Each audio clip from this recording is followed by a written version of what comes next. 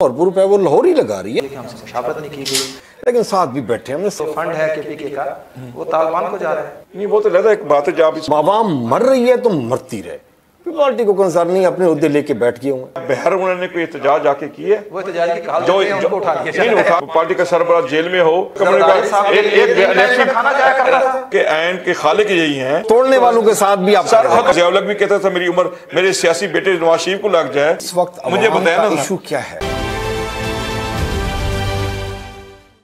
अस्सलाम वालेकुम नाजरीन, आप देख रहे हैं प्रोग्राम तहकीक और मैं हूं आपका मेज़बान ज़ीशान गिलानी। आज के मेरे प्रोग्राम में बात होगी इस वक्त मौजूदा जो बजट आया है 2024-25 का। हुकूमत का कहना यह था कि जो बजट है ये अवाम दोस्त है, लेकिन दूसरी तरफ हमारे वज़ीर आज़म पाकिस्तान मियाँ शहबाज शरीफ का कहना यह है कि ये बजट हमने नहीं बनाया, ये बजट हमें बना बनाया मिला है, हमने सिर्फ इस बजट को पास करवाया है। एक तरफ उनका कहना यह है, दूसरी तरफ वो ये कहते हैं कि गरीब आवाम का हम भरपूर साथ देंगे। और आए दिन बिजली की कीमत बढ़ रही है, 7 रुपये कुछ पैसे पेट्रोल बढ़ाया गया, आटे की कीमत की बात की सीएम पंजाब ने, दीगर चीज़ों के हवाले से जो एक गरीब आदमी है इस वक्त उसकी बेसात से जो रोज़मर्रा की चीज़ें हैं वो बाहर हो चुकी हैं। पाकिस्तान पीपल्स पार्टी का नारा था रोटी कपड़ा और मकान। इस वक्त जो सदर मुमलिकत हैं वो हमारे पाकिस्तान पीपल्स पार्टी से जनाब आसिफ अली जरदारी हैं, और आम आदमी का कहना यह है कि जो पाकिस्तान पीपल्स पार्टी का नारा था रोटी कपड़ा और मकान देने का भुट्टो साहब का, अब पाकिस्तान पीपल्स पार्टी जो मौजूदा है वो रोटी कपड़ा और मकान हमसे ले चुकी है वापस, जो उन्होंने हमें दिया था।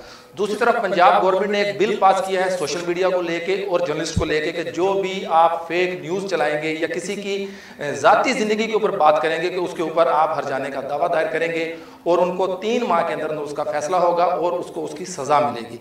इस हवाले से आज स्टूडियो में जो मेरे साथ गेस्ट मौजूद हैं, आप Khwaja Rizwan Alam senior vice president है south Punjab Pakistan peoples party से, सर वेलकम करता हूँ आपको अपने प्रोग्राम में। दूसरा मेरे साथ जो शख्सियत मौजूद है, मेरी इतनी वो नहीं कि मैं उनका तारुफ करवा सकूं, हमारे बड़े सीनियर तजियाकार मुल्तान से मुतशम तरीन साहब, सर आपको भी वेलकम करता हूं अपने प्रोग्राम में, बहुत बहुत शुक्रिया। खालिद साहब, रोटी कपड़ा और मकान, सबसे पहले इस पे आते हैं। पाकिस्तान पीपल्स पार्टी का नारा और इस वक्त जो सिनेरियो चल रहा है, क्या कहेंगे आम आदमी को जब देखते हैं गरीब आदमी को? देखिए जी, पाकिस्तान पीपल्स पार्टी का रोटी कपड़ा मकान बुनियादी नारा था, बल्कि नारा नहीं था हमारा, बल्कि मंशूर था। और इसी सियासी फलसफे पे हम आज तक सियासत करते चले आ रहे हैं सन 67 से। अब इस पे है अमर दरामद का जी। अमर दरामद का अगर देखें कि एक ऐसा वक्त जब हमारे सूबों में भी गवर्नमेंट थी और हमारी मरकज़ में गवर्नमेंट थी, भुट्टो साहब के वक्त में, तो उसमें आपको 3 मरला 5 मरला स्कीम जो है वो लोगों को घर मुहैया करने के लिए, छत मुहैया करने के लिए, बहुत से लोग, क्योंकि भुट्टो साहब को उसमें मौक़िफ़ था कि हर वो घर जिसकी छत टपकती है वहाँ मैं मौजूद हूँ। तो मौजूद से मुराद ये था कि वहाँ हर शख्स का ये हक है कि वो यकसा से जो है मसावी तौर पे जो है हकूक़ मिले। उस वक्त जो हमने कोशिश थे, उस वक्त जो हमने डिलीवर किया, वो उस वक्त क्योंकि हमारी जो गवर्नमेंट थी सूबों में और मरकज़ में, बदकिस्मती समझें कि उस बाद में हमें वो इक़्तिदार नहीं मिला सूबों में और मरकज़ में। नहीं मिल सकती उस तरह से। 2 तिहाई नहीं, हमें सूबे पंजाब में इक़्तिदार नहीं मिला। अगर देखें तो 77 के बाद जो है पाकिस्तान का जो बड़ा सूबा है, सूबा पंजाब, उससे महरूम रहे रखा गया। और अगर देखे जाए कोई एक अजीब है, मुझसे ज़्यादा तो मेरे उस्ताद मोहतरम बैठे हैं, ये इज़हार फरमाएंगे, तो उसमें यह है कि शायद ही किसी मुल्क के, दुनिया के किसी मुल्क में ऐसा हो कि उसकी एक सूबे की अक्सरियत जो है बाकी मतलब सूबों से ज़्यादा हो। यानी कि वहाँ से अगर पंजाब आज जो सियासी जमात अक्सरियत हासिल करती है, तो बाकी 3 सूबे अगर उसकी मुखालफत में है, उसमें मकसद मुखालफत सामने आती है, तो लेकिन हुकूमत उसी की बनती है जिसकी अक्सरियत पंजाब में होती है। और पंजाब से हम 77 से हमें महरूम रखा गया है, महरूम हुए नहीं, महरूम रखा गया। लेकिन उसके बावजूद भी हम जब भी हमारी बरस इक़्तिदार रही है कि मरकज़ में गवर्नमेंट, तो हमने उस मंशूर पे अमल करने की कोशिश की है, और बल्कि नहीं की बल्कि डिलीवर भी की है। मसले के Benazir income programme, support programme, उसमें देखें कि बेवों की मदद करना, यतीम बच्चों की मदद करना, अब उसमें हमने उस प्रोग्राम को मुख्तलिफ मद में बढ़ाया है। इलाज मुआवजे के लिए भी, रोज़गार के लिए भी, जहेज़ के लिए भी, और अपना घरों की स्कीम के लिए भी, और रोज़मर्रा उसके अखराजात के लिए उन्हें वो जो महाना वजीफ़ा है उसके लिए भी। अब है कि जहाँ हमारी गवर्नमेंट है, आप सिंध में देखें तो सिंध में हमने 21 लाख घर बनाने का हमने टारगेट लिया हुआ है और हम कई टारगेट हमने रखा हुआ है और कई लाख बना चुके हैं सर। मैं आपको बता सकता हूँ, जिले वाइज बता सकता हूँ कि लारकाना में कितने घर बने सैलाब से पहले, ये सैलाब से नहीं, जब से हमारी गवर्नमेंट आ रही है, पिछले 15 साल की मैं बात कर रहा हूँ। तो हम मुख्तलिफ जिलों में हमारे घर जो हैं इसी स्कीम के तहत रोटी कपड़ा मकान के मद में उसी फलसफे उसी मंशूर के तहत हम लोगों को छत मुहैया कर रहे हैं। लेकिन बाहर निकल के जब देखते हैं आम आवाम की जो हालत देखते हैं, खा वो आप सिंध में चले जाएं, अंडीरा सिंध में चले जाएं, तो वहाँ पर जो लोगों से मिलते हैं उनसे पूछते हैं तो वो तो उसमें हाँ उस वक्त जब मरकज जो है NFC का वार्ड जो है वो उनकी शक्ल में उन्हें हकूक मुहैया नहीं करेगा, हज़ारों अरब रुपए जो उन्हें उनके हिस्से मिलते बनते हैं वो उन्हें मुहैया नहीं करेगा, तो फिर ऐसे पसमानदियाँ जो होंगी बल्कि पसमानदियाँ बढ़ेंगी बल्कि खत्म नहीं होंगी। क्या कहेंगे मुस्लिम भाई आप? ख्वाजा साहब ने जैसे कहा कि मैंने बताया कि रोटी कपड़ा और मकान था, और अगर हम जाते हैं आम आवाम में तो वहाँ पे खा वो सिंध हो, पंजाब हो, KPK हो, बलोचिस्तान हो, वहाँ पर जब आप आम आवाम को मिलते हैं उनको तो वो चीज़ डिलीवर ही नहीं हो पा रही जिस भी पार्टी की जहाँ हुकूमत है। दूसरा ख्वाजा साहब का कहना यह है कि जो पंजाब की जिसकी गवर्नमेंट होगी मरकज में वही होगा और डिलीवर भी वही कर पाएगा। क्या कहते हैं? जी बिल्कुल, ख्वाजा साहब सही कह रहे हैं कि ये तो एक ये बड़ी तलख हकीकत है कि पंजाब के में जो रूलिंग पार्टी आती है वो पूरे पाकिस्तान में रूल करती है। ये तो तलख हकीकत है जी, इसको एक्सेप्ट करना पड़ेगा। और मेरे ख्याल में ये सबसे बड़ा अलमिया भी हमारे मुल्क को तरक्की की तरफ ना ले जाने की वजह भी यही है। ये तो एक एडमिट फैक्ट ख्वाजा साहब ने बताया, हम उसको एडमिट कर लेते हैं। अभी इस फैक्ट को सबसे ज़्यादा इफ़ेक्ट जो हो रहा है इस मसले से, इस अलमिये से, इस दुख से सबसे ज़्यादा जो भुगत रहे हैं वो पीपल्स पार्टी भुगत रही है। ठीक है, उसके लिए बेहतरीन तरीका था उसकी डिवीजन, जनूबी पंजाब सूबा बन जाता। पीपल्स पार्टी ने किसी भी टेन्योर में ये सिंसियर मूवमेंट कितनी की इसको डिवीजन बनाने के लिए, इवन कि अभी आपका जनूबी पंजाब से टीम वापस चला गया तो अभी वो मुर्शिद के और बच्चे उसके कहते हैं कि जी वो हमें मालूम नहीं था, ये मुस्लिम लीग नून ने हमारे साथ हाथ कर दिया जी। मतलब वो आप किस लिए जाते हैं जी इक़्तिदार में, असम्बलियों में, आपको मालूम नहीं है कि जी आपके जनूबी पंजाब के साथ कौन क्या कुछ कर रहा है, और आपको बाद में पता लगता है कि जी ओ ये जनूबी पंजाब सेक्रेटरीट, फिर आप असम्बली में तकरीर भी कर देते हैं कि जी तख्त लाहौर हमारे साथ जुल्म कर रहा है, फिर उनके साथ भी बैठे हुए हैं आप। तो ये बेसिक अलमिया है कि अगर पीपल्स पार्टी पंजाब से को इक़्तिदार में लेके आना चाहती है तो फिर डिवीजन के बगैर इसके पास कोई रास्ता नहीं है, मुमकिन नहीं है। इसको एक ही हल है कि जी पंजाब की डिवीजन हो और जनूबी पंजाब की जो तकसीम है वो पीपल्स पार्टी के खाते में जाए, और फिर अवाम को देखेंगे जी वो पीपल्स पार्टी के साथ कैसे मूव करती हैं। अदरवाइज आप ये जितने भी लोगों को अपने साथ मिला लेंगे, राना महमूद को मिला लें, आप अहमद हसन लियड़ को साथ मिला लें, आप जितने भी लोगों को साथ मिला लें, किसी को भी मिलाते जाएंगे, ये आपके लिए लाइफ टाइम नहीं है। पब्लिक आपके साथ नहीं खड़ी होगी। इस इलेक्शन में तो आपने 4 सीटें निकाल ली, जैसे तैसे भी करके निकाल ली, जैसे भी निकाल ली। पब्लिक कहाँ है जी, मुर्शिद को भी पता, मुर्शिद की सीट अपनी नहीं पता उसको, तो कैसे नहीं निकाली भी नहीं है वो, बस पता नहीं कैसे उसका मुर्शिद का हाथ लग गया। अदरवाइज तो वो सीट लूज थी मुर्शिद की। अगर मुर्शिद ने सीट ना निकाली होती तो उसका बेटा फिर दोबारा ना निकालता। अच्छा,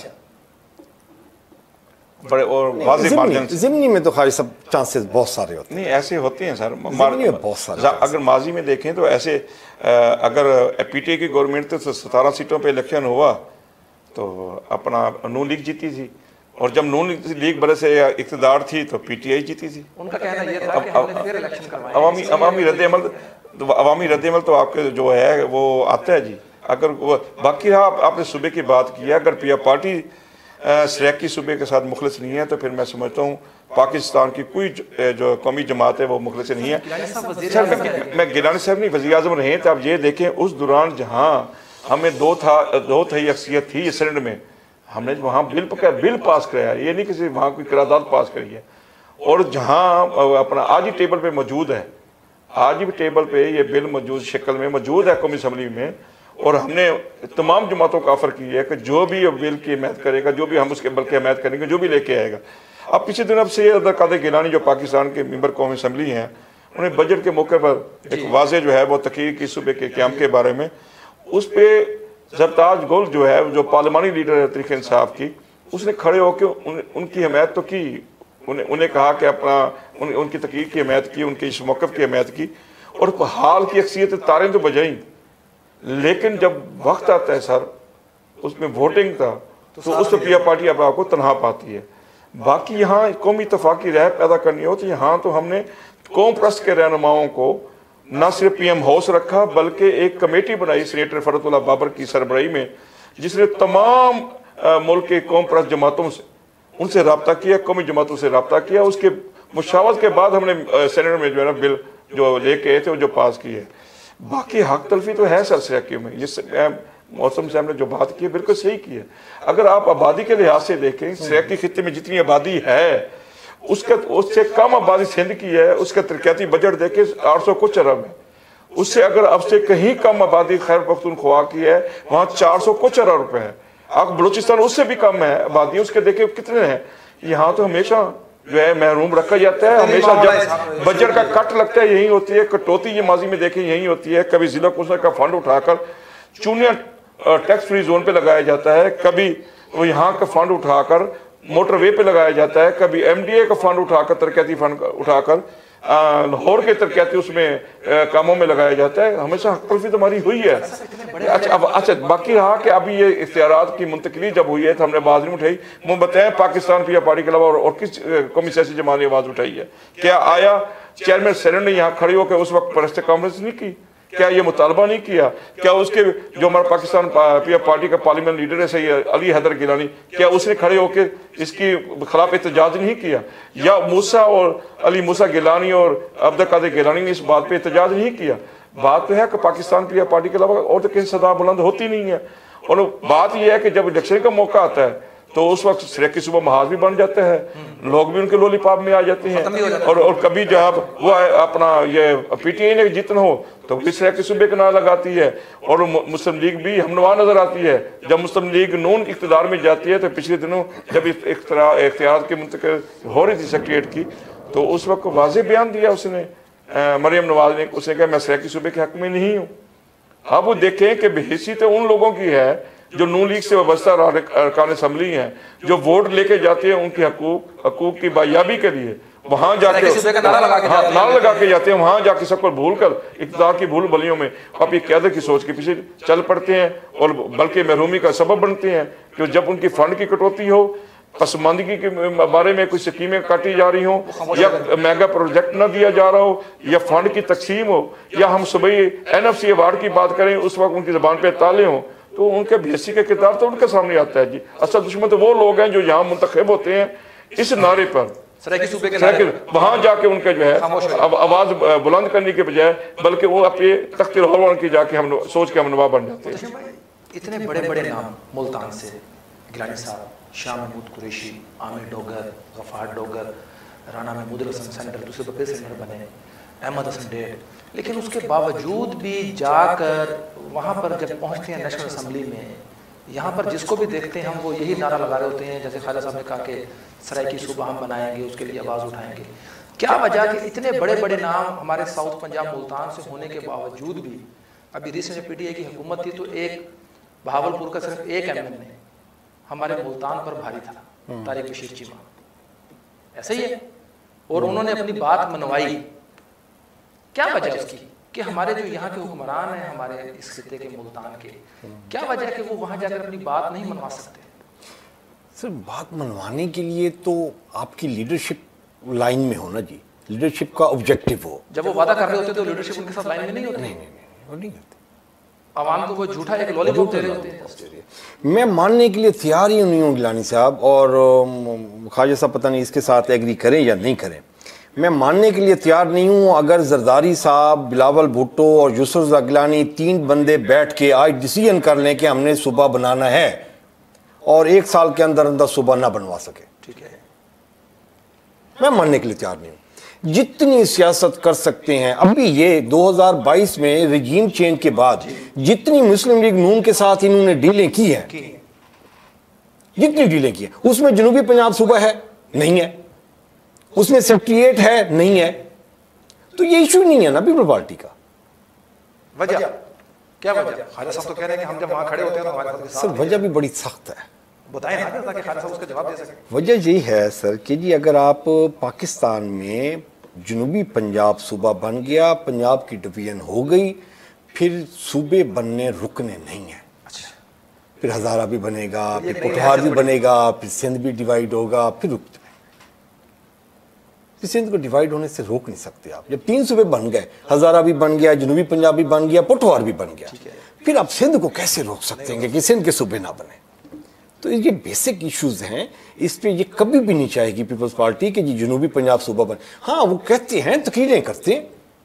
अभी देखिए ना कौन सी इन्होंने जाके मीटिंग की है मुस्लिम लीग नून के साथ कि जी हम आपके अलायंस से, हमारी वजह से आप इक़्तिदार में बैठे हुए हैं और हमारे घर को आप आग लगा रहे हैं। हम कैसे जाएंगे इक़्तिदार में? अपनी हल्के में कैसे जाएंगे? अवाम के पास कैसे जाएंगे? सामना करेंगे उनका? कैसे सामना करेंगे? आपने जनूबी पंजाब जैसे भी था, लूला लंगड़ा था जनूबी पंजाब सेक्रेटेरिएट, वो तो था तो सही ना सेक्रेटेरिएट, अरबों रुपए लगा के आपने उसकी बिल्डिंग बना ली, अभी आप उसको सारा रोल बैक करके लेके जा रहे हैं। वो कुछ तो रहने दें हमारे पास मुंह दिखाने के लिए, लेकिन वो तकरीरें उससे तो नहीं सर पेट पलता ना सर। वो सूबा तो नहीं बनेगा उससे। ख्वाजा साहब क्या कहते हैं आप? ये जो लिखा है कि अगर जरदारी साहब चाहें, बिलावल साहब चाहें और गैलन साहब चाहें तो 1 साल के अंदर खान साहब कह रहे हैं कि सूबा बनना मुश्किल नहीं है। ये अपनी जगह सही कह रहे होंगे, लेकिन वो सिंध को भी, लेकिन हकीकत इससे बरक्स है। मुझे अगर इल्म होता तो मैं वो मुआहदा ले आता, शेख भाई मैं आपको बताता कि हमारे उसके साथ जो मुआहदा हुआ है, तरीर मुआहदा हुआ है, उनमें आया कि सराकी सूबे का जिक्र है या नहीं है। ठीक है, मुस्लिम लीग नून के साथ, मुस्लिम लीग नून के साथ अब जो बजट पे इख्तलाफ हुए हैं, क्या उस पर बात हुई या नहीं हुई? क्या हमने भरपूर एहतजाज किया है कि हम सराकी सूबा चाह रहे थे, बल्कि आप सेक्रेटरी जो है इसके वो कर रहे हैं, ये है या नहीं? अगर मेरी बात पे आपको यकीन नहीं तो 2 हमारे कमेटी के रुकन हैं, एक नदीम अफजल चंद XMNA और एक अली हैदर गिलानी। कभी आपकी उनसे मुलाकात हो तो सवाल कीजिए उनसे, आप करना, वो आपको बताएंगे पूरी तफसीलात। तो वो वहाँ आपकी इस बात की सदाकत का मालूम हो जाएगा कि मैं जो मौक़िफ़ आपको बता रहा हूँ ये मौजूद है।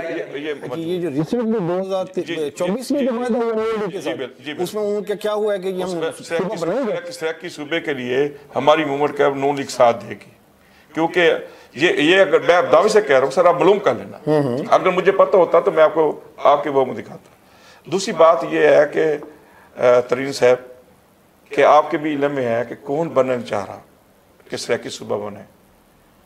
कि मुझे एक वाक़या याद है कि गिलानी साहब को हटाया गया। जब गिलानी साहब को वज़ारत उज़्मा से हटाया गया तो हम ट्रक पे आ रहे थे, तो उसी दौरान रैली के दौरान फ़ोन आया उसका जरदारी साहब का। उन्हें कहा कि कुछ कुव्वतें एहतजाज कर रही हैं आपकी इस तकरीर पर, कि क्योंकि गिलानी साहब ने तकरीर में कहा था कि अब मैं सराकी सूबे की तहरीक की खुद मैं सरबराही करूँगा, मैं खुद चलाऊँगा। दूसरे मज़हर जवेद साहब यहाँ के हमारे पुराने अपना साथी हैं, तो उन्होंने इस बात की सुर्खी निकाली थी, आप उनसे पूछ लेना। तो गिलानी साहब ने कहा था आप डटे रहना, जो भी कीमत इससे बड़ी और क्या होगी जो आप अदा करके आए हैं।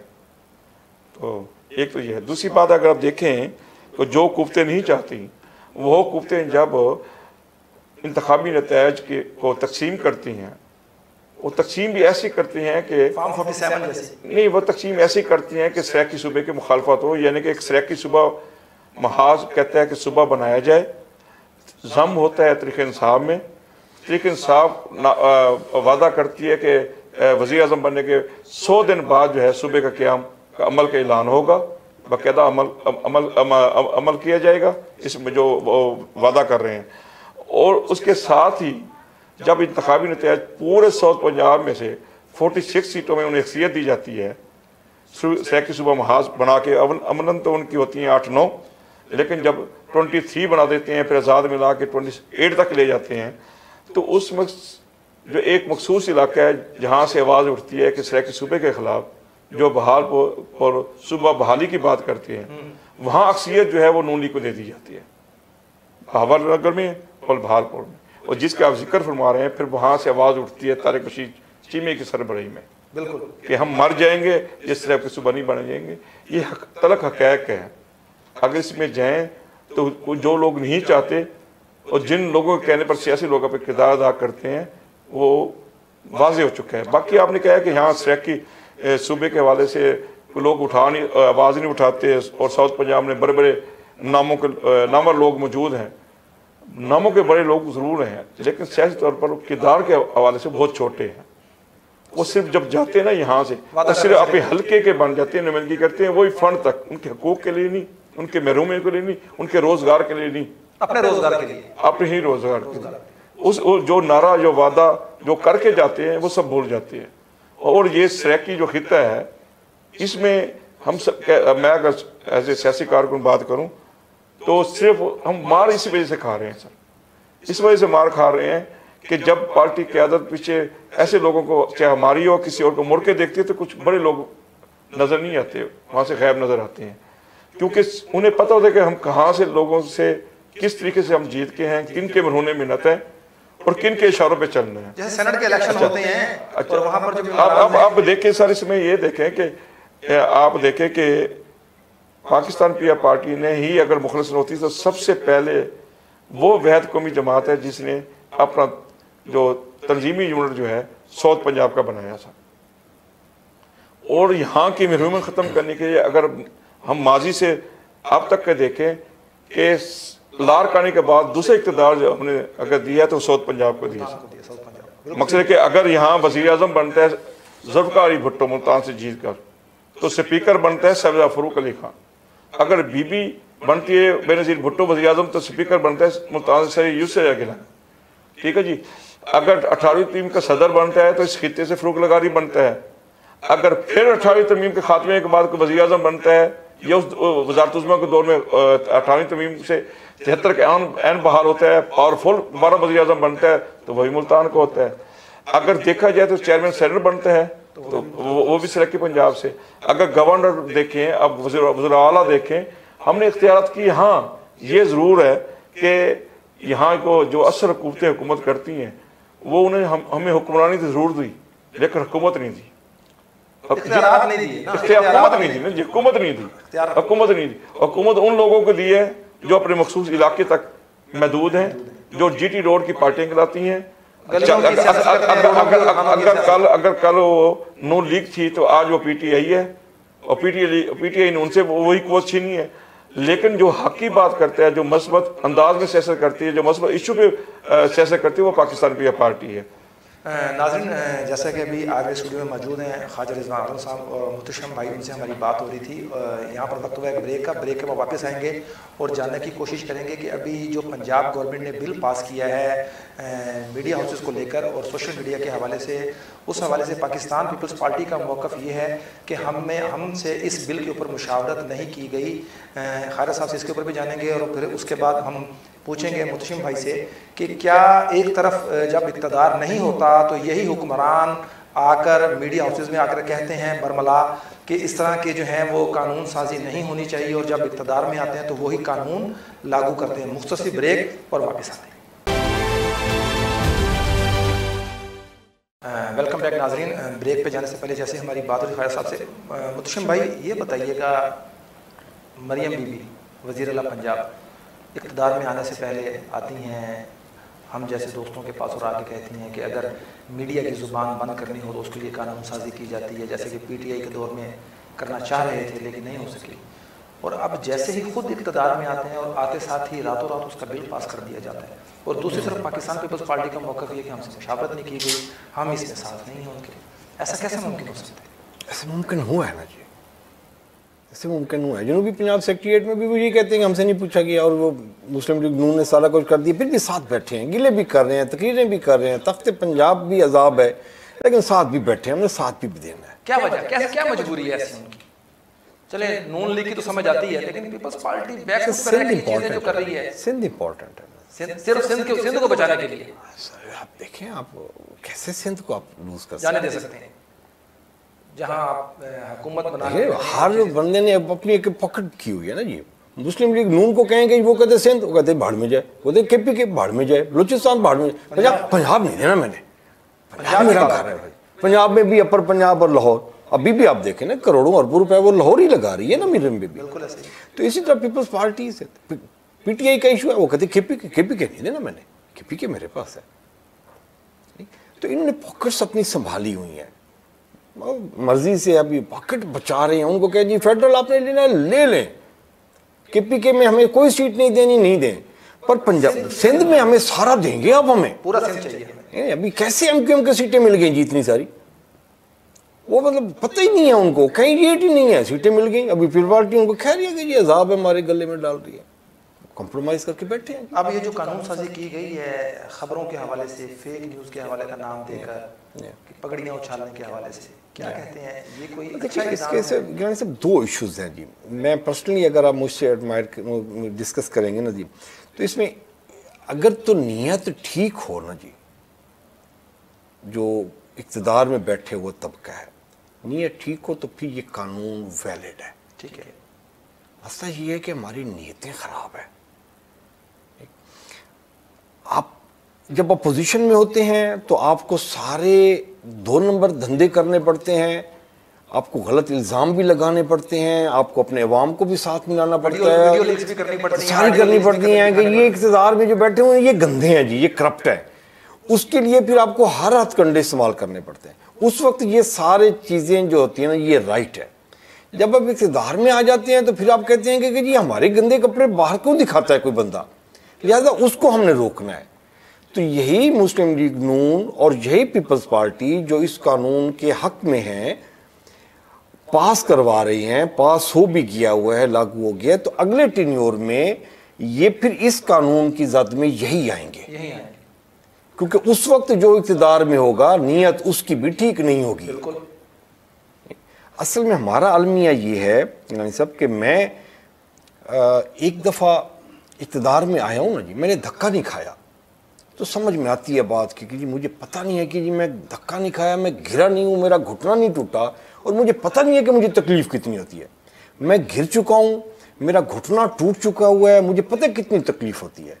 फिर जब दूसरा बंदा वहाँ से गिरता है तो फिर मैं कहता हूँ अब मज़ा आया ना, इसका घुटना टूटा है, इसको दर्द हो रहा होगा, अभी महसूस करेगा मेरे दर्द। ये 2-2, 3-3 दफ़ा, 4-4 दफ़ा इक़्तिदार के मज़े ले चुके हुए हैं। ये फिर रोते हैं कि जी हमारे साथ हाथ हो गया हुआ है, हमें हुकूमत तो दी गई है, हमें पावर नहीं दी गई, हमारे साथ बंदे मिल गए हैं, 4 दफ़ा आपने एमकेएम के साथ अलाइंस कर लिया हुआ है, कौन सी चक्की के नीचे आपका हाथ है हुआ था, अल्लाह रहम करे। क्यों अलाइंस करते हैं जी आप, क्यों आप मुस्लिम लीग काफ के साथ अलाइंस क्यों कर रहे हैं आप?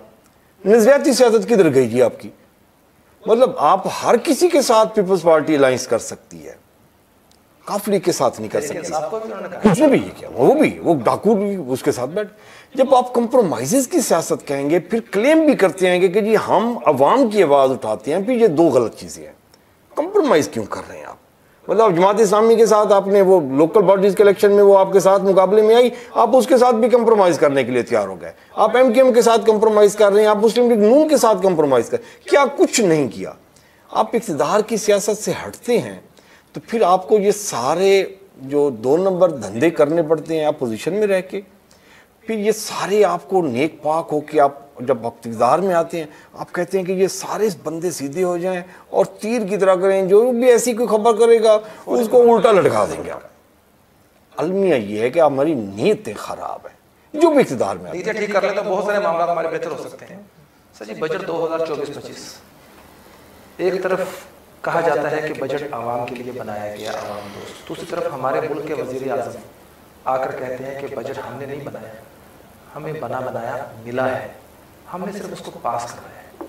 पाकिस्तान पीपल्स पार्टी, क्योंकि इस टाइम सदर है उनका, chairman senate Pakistan peoples party से है, क्या कहेंगे ये जो बजट इस वक्त आया है, ये जो एक आम आदमी है उसके पास सिवाय खुदकुशी के, पहले ये सिर्फ हम लफ्जी बातें करते थे, इस वक्त जो मौजूदा सूरत हाल है माशी जो हमारे मुल्क की, उनके पास सिवाय खुदकुशी करने के तो कोई ऑप्शन नहीं बचती, कैसे वो सर्वाइव करेंगे? देखिए जी, ये तो पाकिस्तान भी पार्टी बड़ा मतलब कह चुकी है कि मौजूदा जो बजट है ये आवाम दोस्त नहीं है। जब महंगाई के साथ साथ अगर रोज़गार मुहैया हो तो महंगाई का मुकाबला किया जा सकता है। एक तरफ बेरोज़गारी का बढ़ता हुआ तूफ़ान है तो दूसरी तरफ महंगाई का बढ़ता हुआ तूफ़ान है।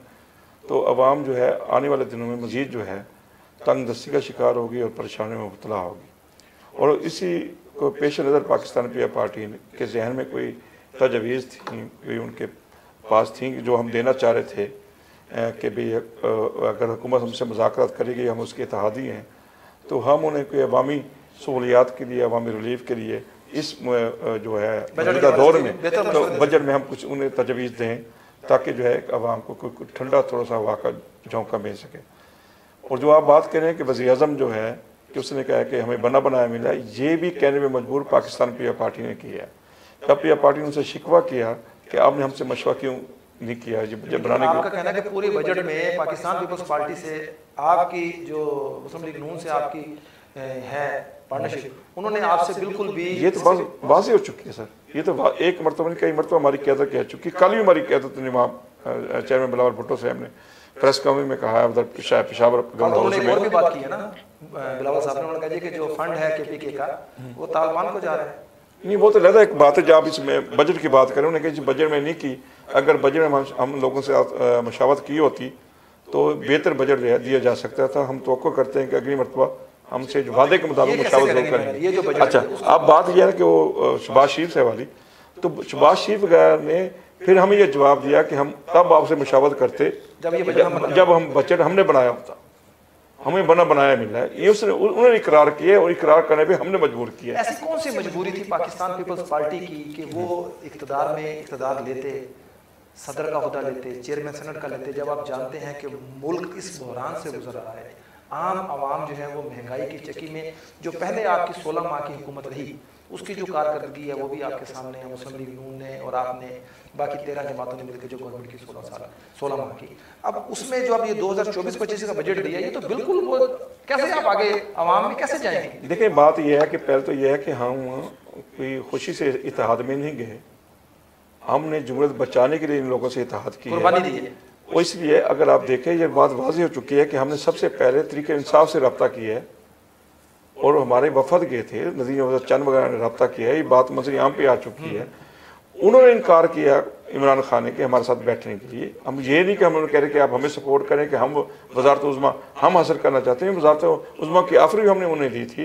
हम सिंध में हमारे पास कोई मुताजी नहीं थी कि उनके बगैर हमारी गवर्नमेंट नहीं बन रही थी। हम इसलिए चाह रहे थे कि मरकज़ में वो चले जाएँ और सूबे में हम चले जाएँ। कोई परेशानी नहीं थी, कोई मजबूरी नहीं थी।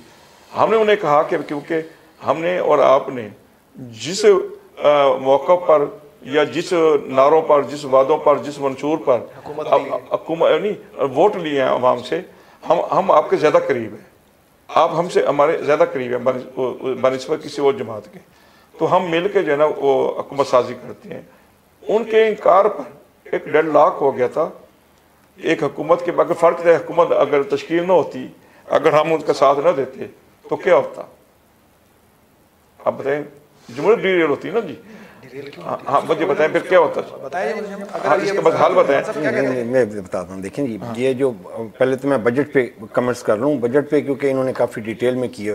देखिए, बजट में अगर तो पीपल्स पार्टी से मुशावरत नहीं की गई, ठीक है, और पीपल पार्टी समझती है कि ये गलत बजट पेश किया गया है, इससे महंगाई से आवाम जो है ना जी वो पिस रही है, मर रही है, ठीक, तो वो प्रोटेस्ट पे क्यों नहीं निकलते?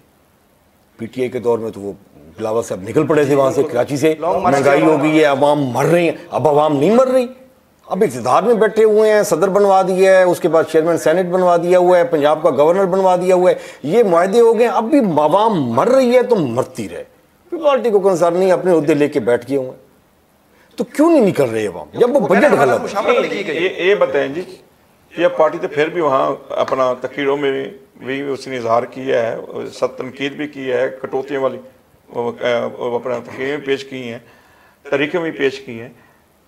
पीटीआई का क्या किरदार रखे है? अब उनके जो अपोजिशन सही जो किरदार इस वक्त उनके पास है, उन्होंने कौन सा किरदार अदा किया है?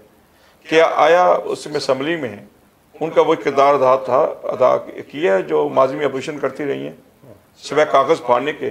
क्या बहर उन्होंने कोई एहतजाज जाके की है? वो एहतजाज की कहाल जो उठा नहीं उठा, जैसे नहीं कैंप जैसे हर जुमे एक रैली निकालते हैं अरकान असम्बली कि वो इमरान खान की रिहाई के लिए पार्लियामेंट से निकलते हैं, कभी बजट के दौरान भी वो निकले हैं पार्लियामेंट? उनके ऊपर एफआईआर होती है। जैसे अगर इमरान खान के लिए हो जाती है तो एक मरतबा कौम के लिए हो जाती है, अवाम की जिसे करोड़ों वोट लेके आए हुए हैं, अगर उनके लिए अपना वफाकी हमारी जो हुकूमत है नेशनल असेंबली का अपोजिशन लीडर जाता है, उसको कोर्ट में पेश होने नहीं दिया जाता, उसको अरेस्ट करने की कोशिश की जाती है। इससे बड़े कोर्ट अगर हम पीछे देखें कोई कोर्ट में कोई ऐसे नहीं है। इन सारे दहशतगर्दी के सरगोदा के दायरे में उसके रेंडर निकाले हैं, उसके अमद दरामद के लिए वहां गए हैं, स्पीकर ने उसे बचाया है, कोई उसे गिरफ्तारी से मकसद के जो है वो करने की कोशिश नहीं की गई। अपने चेयरमैन से मिलने जाते हैं, पार्टी पानी से पीटीआई के ये बताया कि माजी में इतनी मिसाल है कि चेयरमैन किसी का पार्टी का सरबराह जेल में हो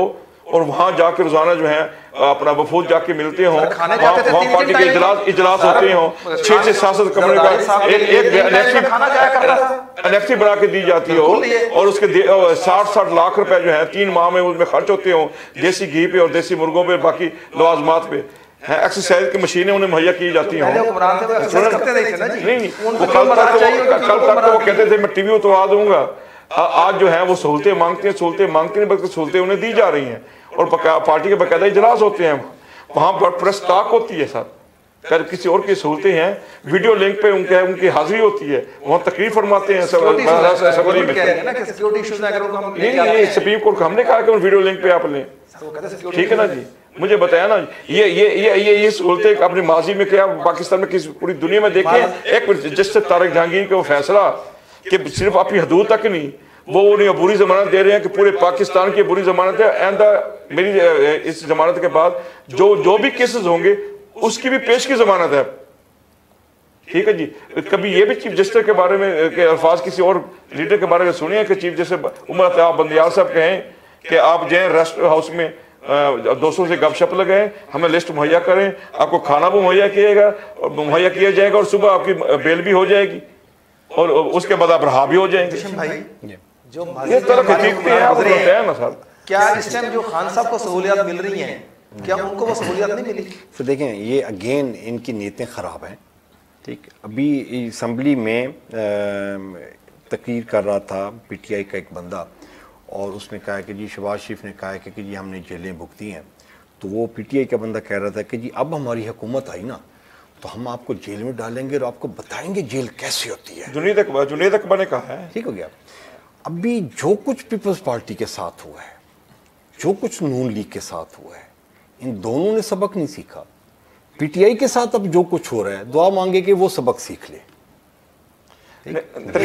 अरे एक मिनट, तरीका आपके सामने, आप ये बताएं कि कितनी हुस्न सलूक कभी किसी और के साथ हुआ है। हमारी पीठों पे कोड़े लगते थे, नाखून खींचे जाते थे,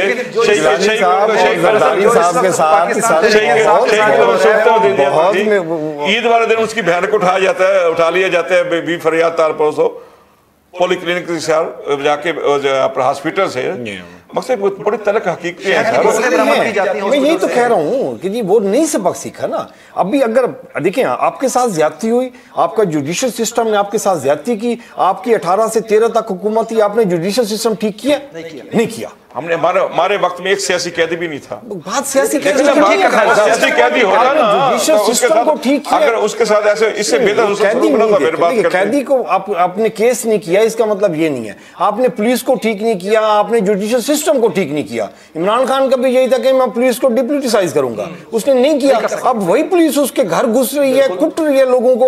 अभी वो कहते हैं इक़्तिदार में सूबाई पुलिस सारा है, सूबाई महकमा है। हम सिंध के अलावा हमारे पास कौन सी गवर्नमेंट थी सर? सिंध में तो आपको कच्चे का आपने पुलिस ने कंट्रोल कर लिया। बाकी अभी आप फरमा रहे थे सिंध के बारे में, सिंध मजबूरी, हमारी सिंध मजबूरी नहीं है। पीछे से हमारे ज्यादा अरकान असेंबली बने हैं। अगर हमने उनसे कुछ लेना होता तो वहां जो पीटीआई विड्रॉ हुई है तो वहां हमें हिस्सा मिलता। हमारी सीटें इससे ज्यादा कहीं होती नहीं मिला कराची में।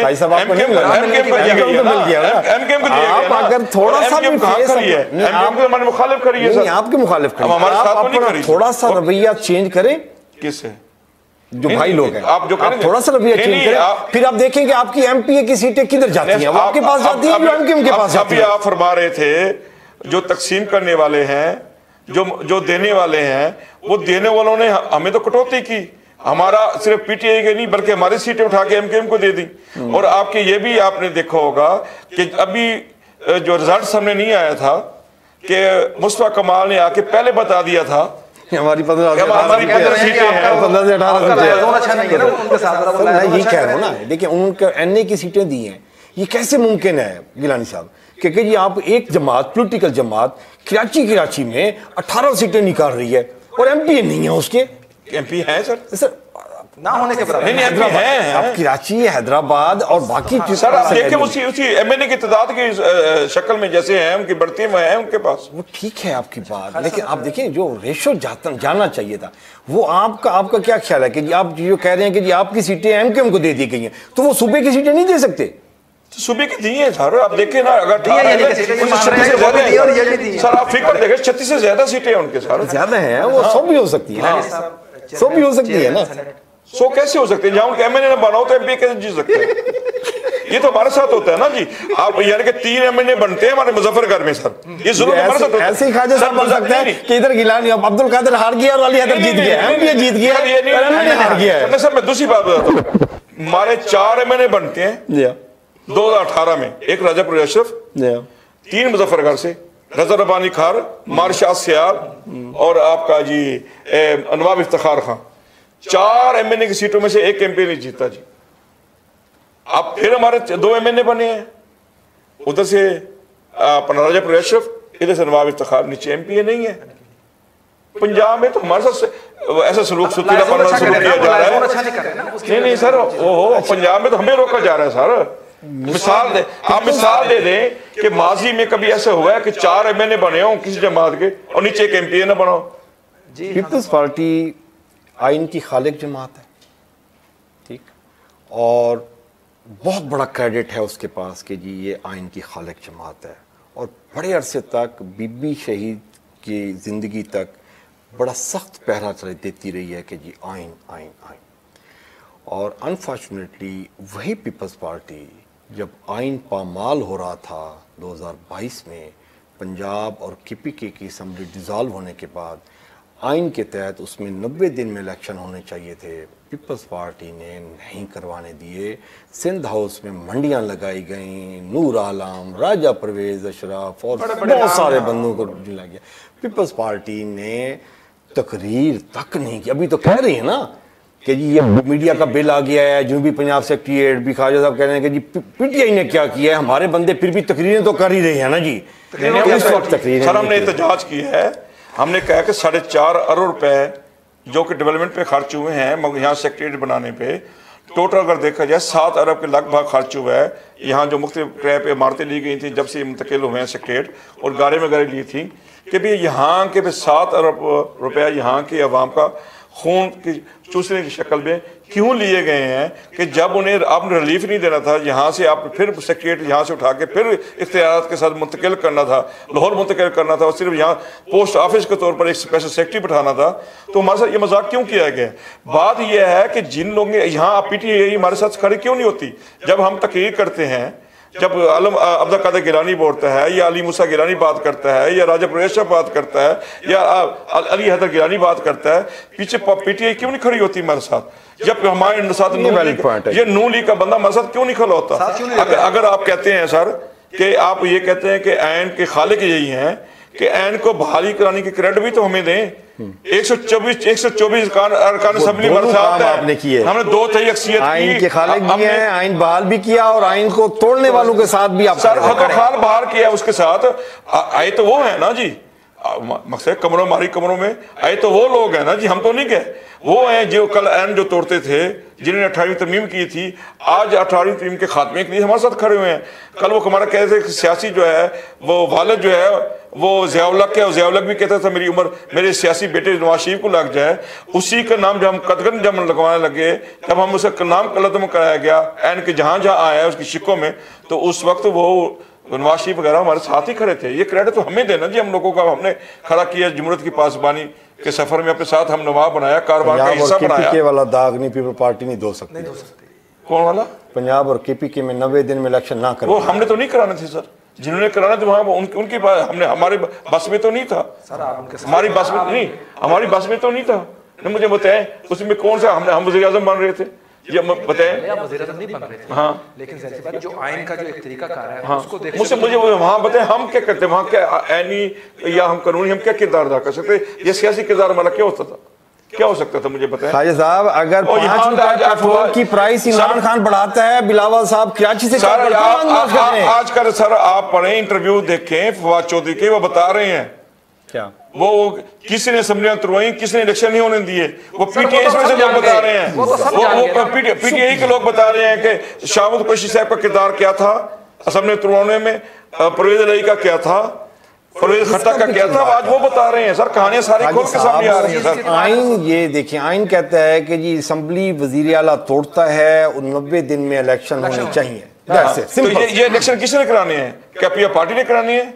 ये तो इलेक्शन कमीशन ने करानी है। अगर इलेक्शन कमीशन नहीं कराता तो आला अदलिया ने करानी है, सुप्रीम कोर्ट ने करानी है। आपका असेंबली में कोई रोल नहीं। नहीं, इस मुझे बताएं, आप मैं कार्य असेंबली हैं, ठीक है जी, आप और मैं क्या कर सकते हैं मुझे बताओ। जब एक अगर वहां हम रुकन असेंबली हैं, वक्त पे इलेक्शन नहीं हो रहे, हम क्या करेंगे जी?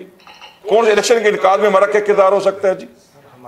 हम बताया ना जी। मैं अभी एग्जांपल दिया, 5 रुपए पेट्रोल की प्राइस बढ़ती है, महंगाई बढ़ जाती है, बिलावल साहब कराची से लांग मार शुरू कर देते हैं। उस वक्त बिलावल साहब कहां चले गए? उनका कहना, साहब का कहना यह है कि जब इलेक्शन 90 दिन में नहीं हो रहे, उस वक्त पाकिस्तान पीपल्स पार्टी, उस वक्त पीपल्स पार्टी का मौक़िफ़ है नहीं। मैं ये आप जो बात कर रहा हूँ, ये मैं दावे से कह रहा हूँ, मैं हैरान हूँ कि इनके इल्म में ये बात हो नहीं सकती। बिल्कुल मैं नहीं मानता इनके इल्म में ये बात है। उस वक्त हमारे जो बयानात हैं, जो बयान है, वो इनके इल्म में है।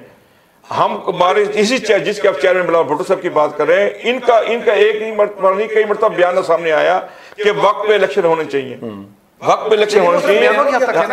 उसमें बताया, मैं कह रही हमारे पास कौन से ऐनी कानूनी इख्तियारात थे जिसके लिए हम मजबूर करते इलेक्शन कमीशन को अब इलेक्शन करें। 16 माह की जो हुकूमत, क्या आप पीटीआई की बात करें, क्या पीटीआई ने खुद रैली निकाली?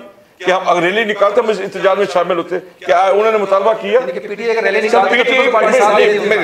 तो सिर्फ कानूनी जंग लड़ रही थी, अदालत में गई जी, कानूनी जंग में गई सर, कानूनी जंग लड़ रही थी सर, कानूनी जंग लड़ रही थी ना, कानूनी तौर पे फिर इलेक्शन कमीशन फेस कर रहा था ना, हम तो दूसरे फ्रीक नहीं थे।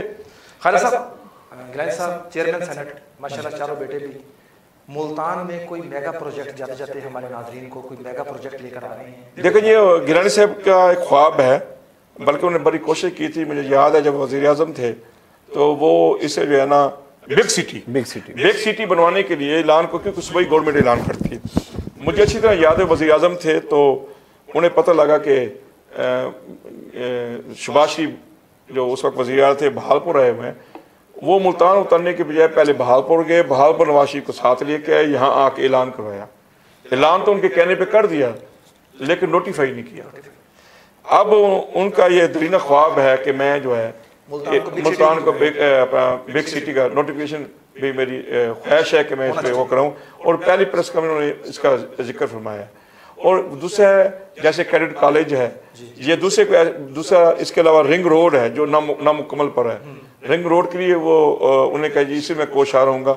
और बाकी जहाँ ज़रूरत होगी, सिर्फ मुल्तान नहीं बल्कि साउथ पंजाब में जहाँ मेगा प्रोजेक्ट की ज़रूरत होगी तो वो उस पर यकीन उनके नोटिस में होगा, जिनकी 4-5 चीज़ों का तो बाकायदा ऐलान कर चुके हैं कि उनकी तरजीहात में ये शामिल है। कहते हैं आप इस वक्त गिलानी साहबान को बेटे भी इक़्तिदार में, खुद भी चेयरमैन सेनेट, सदर भी पाकिस्तान पीपल्स पार्टी का, मुल्तान में कौन सा 8-10 पुल और बनवा दें, बस पहले भी ये बनवाए हैं, यही उससे मुल्क भी तरक्की कर जाएगा, आवाम को भी रोजगार मिल जाएगा, घर चल जाएगा उनका। एक इंटरनेशनल एयरपोर्ट नहीं था, एयर यूनिवर्सिटी नहीं थी, क्या अपना यहाँ पे इंजीनियरिंग यूनिवर्सिटी नहीं बनी? साहब इस वक्त मुझे बताया ना इशू क्या है? अच्छा, बरन यूनिट नहीं बना, कैंसर हॉस्पिटल नहीं बना, रिंग रोड है इशू, उनके पास रिंग रोड नहीं है। मैं अपने बच्चे को मुझे बताया ना, क्या आप इंटरनेशनल एयरपोर्ट नहीं बना?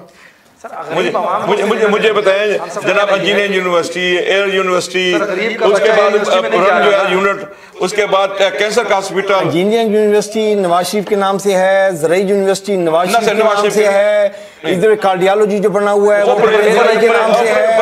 आप एयरपोर्ट का क्रेडिट ले सकते हैं और पुलों का क्रेडिट ले सकते हैं।